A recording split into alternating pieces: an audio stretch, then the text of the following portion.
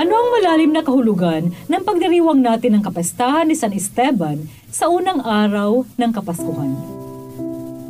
Mapagpalang araw ng Martes, ginigiliw kong kapanalig, kapistahan ngayon ni San Esteban, ang unang martir ng pananampalatayang Kristiyano. Habang patuloy tayo sa masayang pag-alaala sa kapanganakan ng Panginoong Hesus at puspos pa ng kasiyahan ang ating puso sa mga Christmas parties at reunions na ating dinaluhan, biglang kalungkutan ang tatambad sa atin sa unang araw ng panahon ng Kapaskuhan. Ito po ay Sister Lines ng Daughters of St. Paul. Pakinggan natin ang babala ng Panginoong Hesus sa mga alagad sa ating mabuting balita ngayon.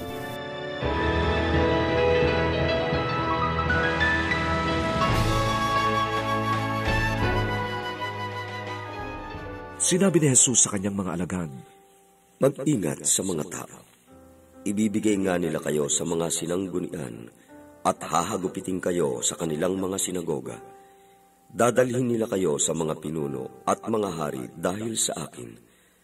At dapat kayong magbigay patotoo sa kanila at sa mga pagano. Pag iniharap naman kayo, huwag mag-alala sa inyong sasabihin.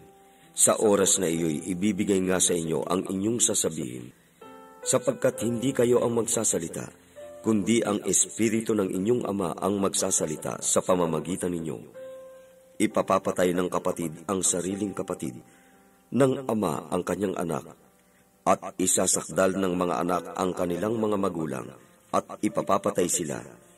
Kamumuhian kayo ng lahat dahil sa akin, ngunit sa pananatili lamang ninyong matatag, hanggang wakas kayong maliligtas.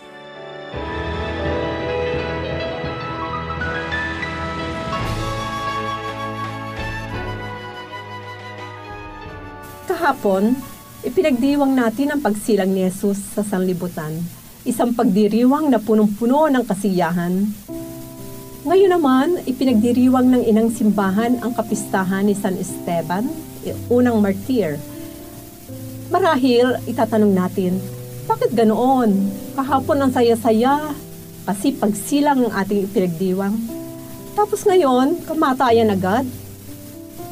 Pero kung tutuusin, hindi kamatayan ang ating pinagdiriwang sa pistahang ito ni San Esteban, kundi ang kanyang pagsilang sa walang hanggang buhay. Oo, ibang uri ng pagsilang ito.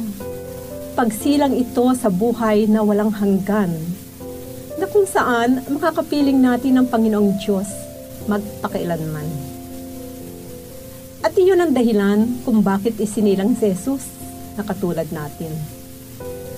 Nang sa gayon, may pakita sa atin ang tamang daan patungo sa Ama sa langit at tubusin tayo sa ating mga kasalanan.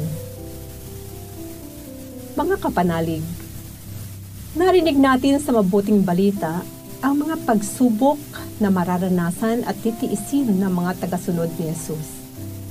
Ang mga pagsubok na ito ay naranasan ni San Esteban at ng marami pang mga tagasunod ni Jesus. Mga banal at mga martir na nag-alay ng kanilang buhay dahil sa kanilang pananampalataya at pagsasabuhay sa mabuting balita. Gayun din naman, sa panahon natin ngayon, maraming mga Katoliko Kristiyano ang nakakaranas ng persecution at nagiging marginalized sa kanilipunang kanilang kinabibilangan. Dahil bokal sila sa kanilang pananampalataya, at hindi nila itinatago ang pagkasabuhay nito. Minsan, ang pag-uusig ay ginagawa sa mga banayad na paraan. Pero ramdam mo na ginikipit o inuusig ka.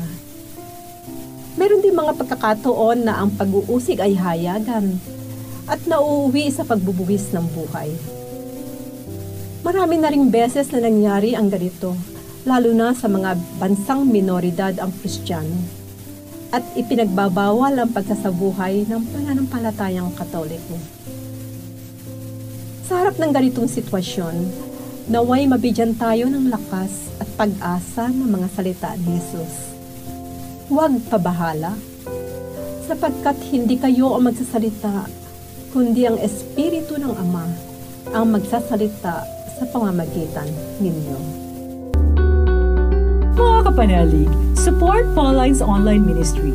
Subscribe, like, and follow us on Facebook, YouTube, Instagram, Twitter, TikTok, Spotify, Google, and Apple Podcast. Maraming salamat po. At sa lahat na nag-message sa amin na humihingi ng panalangin para sa iba't ibang intensyon. Asahan po ninyong kasama niyo kami sa pagdarasal na ipagkaloob ng Diyos ang inyong mga kahilingan.